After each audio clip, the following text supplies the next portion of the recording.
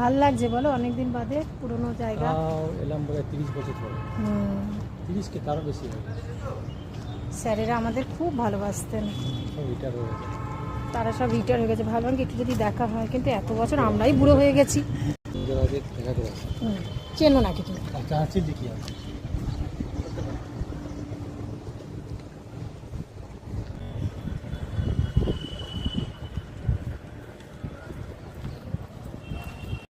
এই হচ্ছে সেই কলেজ যেখানে পড়তে এসে আমার হাজব্যান্ডের সাথে পরিচয় হয়। টেকনিক্যাল কলেজ এটা ব্যান্ডেলে। আমি তো জেনারেল লাইনে পড়াশোনা করেছি। জেনারেল লাইনে আমার হিস্ট্রি নিয়ে এমএ। তার পাশাপাশি আমার ডিফেন্সে চাকরি করা বাবা সবসময় চাইতো মেয়ে এস্টাবলিশড হোক, ইকোনমিক্যাল তার ফ্রিডম থাকুক। সেজন্য বলেছিল জেনারেল লাইনে পড়াশোনা করে চাকরি পেতে একটু অসুবিধা, তো টেকনিক্যাল লাইনে আর কি যাতে পড়াশোনা করি সেই জন্য এই কলেজে ভর্তি হয়েছিলাম। ভীষণ ভালো আর কি সুখস্মৃতি আছে এই কলেজকে ঘিরে। স্যারেরা এত ভালো ছিলেন, প্লাস এটা কো এডুকেশন। আমাদের বন্ধু যারা সহপাঠী তারাও খুব ভালো ছিল। খুব মিস করছি। আজকে এই সামনে দিয়ে যাচ্ছি জিটি রোড ধরে, যেতে যেতেই কলেজটাকে দেখেই ঢুকলাম।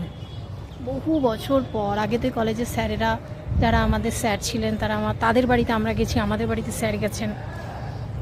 এই মাঠে খেলাধুলা হতো, এখন তো মাঠটা দেখছি কেমন হয়ে গেছে।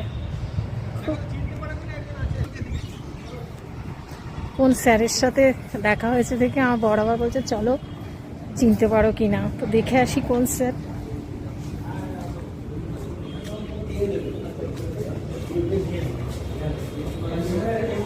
কলেজের ভেতরে ঢুকলাম।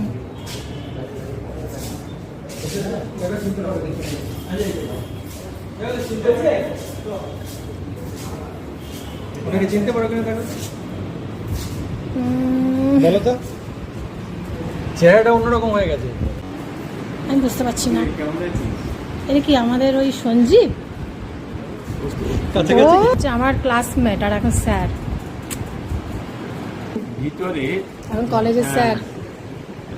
ওর সাথে আমি দেখি আমার সাথে পড়তো আমার বন্ধু, এখন কলেজের স্যার, সাথে কি প্রিন্সিপাল হওয়ার সম্ভাবনা আছে। বাহ, খুব ভালো লাগছে।